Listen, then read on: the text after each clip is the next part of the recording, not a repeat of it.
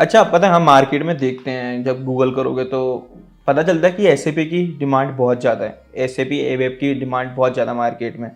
तो डिमांड की बात आती है, लोग चाहते हैं कि यार हम उस लाइन में जाएं जहाँ पे हमें पैसा मिले। डिमांड का मतलब है कि आपको अच्छा खासा पैसा भी मिलने वाला है। अगर डिमांड ज़्यादा है तो पैसा तो मिलना ही मिलना है।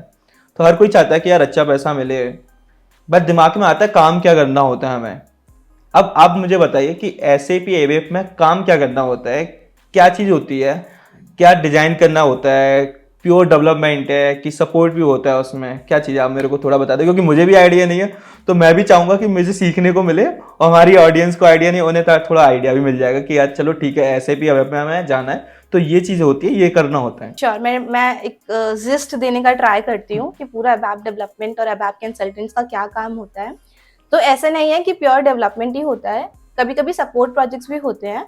तो मैं पहले स्टार्ट करती हूँ डेवलपमेंट से और फिर आती हूँ सपोर्ट पे। तो डेवलपमेंट में आप ये समझ लीजिए, अबैप जो है वो एसएपी की एक प्रोग्रामिंग लैंग्वेज है। जैसे काफी लोगों को ये बातें नहीं पता होती हैं क्योंकि वो प्रोग्रामिंग के नाम पे केवल जावा, सी और यही सब, पाइथन यही सब समझते हैं।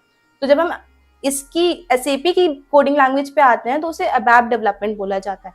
और अबैप डेवलपमेंट में आपके मेन राइसेफ ऑब्जेक्ट्स होते हैं, RICEF, जिसमें इंक्लूडिंग होती हैं reports, interfaces, conversions, enhancements and forms. तो ये अभी आपको समझ नहीं आया होगा फुल फॉर्म क्या क्या है, बट ये एक ऑब्जेक्ट्स होते हैं जो हमें डिलीवर करने होते हैं। अब आते हैं डिलीवरेबल्स कैसे आते हैं। तो बात ये होती है कि जिस भी क्लाइंट के लिए आप काम कर रहे हो वो आपको अपनी रिक्वायरमेंट बताएगा। उसे नहीं पता कि ये रिक्वायरमेंट कैसे सॉल्व हो सकती है। वो तो बस आपसे आके बोलेगा कि यार ये डेटा है, मुझे इसका आउटपुट चाहिए और मैं नहीं चाहता मैं बार बार सॉर्ट करूं, या मैं नहीं चाहता कि बार बार मैं इसको ऐड करूं, मल्टीप्लाई करूं। मुझे बस स्क्रीन पे जाके कुछ नंबर्स डालने हैं या फिर उस कंपनी का नाम या अपने डेटा के पर्सन का नाम डालना है, XYZ जो भी है, उसकी डिटेल्स निकल के आ जाए, सारा कैलकुलेशन हो जाए, पे स्लिप बन के आ जाए।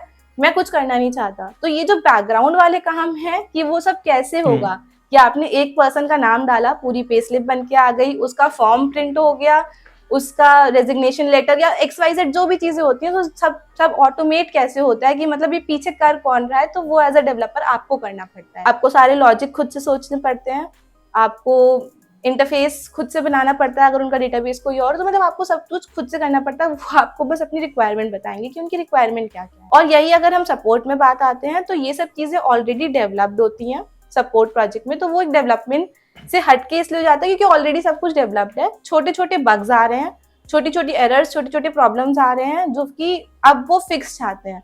क्योंकि कोई भी चीज आप बना देते हो तो उसके बाद आपको उसका मेंटेनेंस भी करना पड़ता है। तो उस मेंटेनेंस को सपोर्ट प्रोजेक्ट कहते हैं।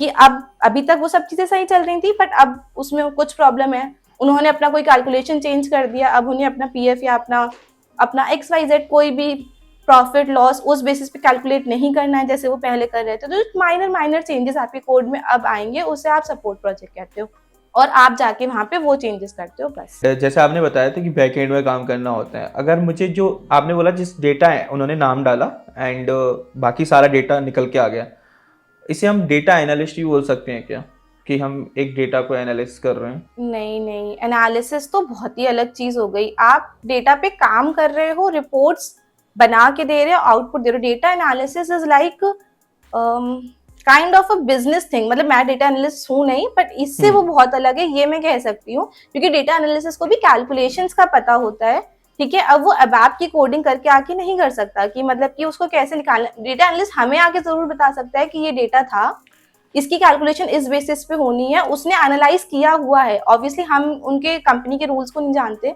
हम उनके उसको किसी भी उसको नहीं जानते हैं कि वो किस हिसाब से करने वाले हैं। तो डेटा एनालिस्ट में भी हमें आके बता सकता है कि ये रूल्स हैं, इस तरह से हमने डेटा एनालाइज किया है, ये इसका आउटपुट है। अब आप इसको कोडिंग के थ्रू करके हमें एक ऑटोमेट प्रोसेस करके दे दो कि हम उसे फटाफट करें, हम डालें और बाहर आ जाए। तो उसको आप इस जरिए से अलग कर सकते हो। अच्छा, आपने एक और चीज़ बताई थी, सारा बैकएंड में काम होता है। अगर हम बात करते हैं फ्रंट एंड की, क्योंकि जो पेज है उसको अगर डिज़ाइन करना है, पूरा पेज ही हमें डिज़ाइन करना है, बैकएंड पे भी काम करना है, फ्रंट एंड पे भी काम करना है, तो एवेप में ऐसा कुछ है क्या फंक्शनलिटी कि हम फ्रंट एंड पे भी काम करते हैं, बैक एंड में भी काम हाँ करते हाँ, हैं? फ्रंट एंड एज इन कि आपका जो मेन लेआउट डिजाइन होता है, तो उसको फ्रंट एंड वाला काम बोल देते हैं। वो भी डेवलपर करता है कि आपको अगर UI5 के थ्रू कोई वेबसाइट के थ्रू डिजाइन करना है, एज अ वेबसाइट नहीं बोलेंगे हम उसे, हम एज अ लिंक वाला पेज ही बोला जाता है उसको, UI5 के थ्रू होता है वो। और मैंने उस पर अभी तक काम नहीं किया हुआ है। मैं बेसिकली बैक एंड पे ही काम करती हूँ, और अगर मेरा फ्रंट एंड वाला काम भी होता है तो सिलेक्शन स्क्रीन्स बनाने का होता है कि बेसिक सिलेक्शन स्क्रीन्स क्या होती हैं। तो वो भी फ्रंट एंड के डेवलपमेंट में आया, बट वो बहुत ही माइनर पार्ट है क्योंकि फ्रंट एंड में बहुत सी चीज़ें कवर होती हैं कि एक स्क्रीन पे आपको कितनी चीज़ें आती जाती है, एक पूरी वेबसाइट डेवलपमेंट हो जाता है, ठीक है। और बाकी आए कि फ्रंट एंड बैक एंड दोनों SAP वेब डेवलपमेंट होते हैं, पर एबैप में कहीं से कहीं तक यूजर नहीं आता है कि मतलब वो जो यूजर वाला पार्ट होता है ना, कि यूजर यूज कर रहा है किसी टूल को, वो नहीं आता है। आप ये समझ लो कि हम ऑब्जेक्ट डिलीवर कर देते हैं, फिर वो यूजर यूज करता है, बस ऐसे कि हमें उसमें यूज कुछ नहीं करना है, हम बस डेवलप करने के लिए हैं वहाँ।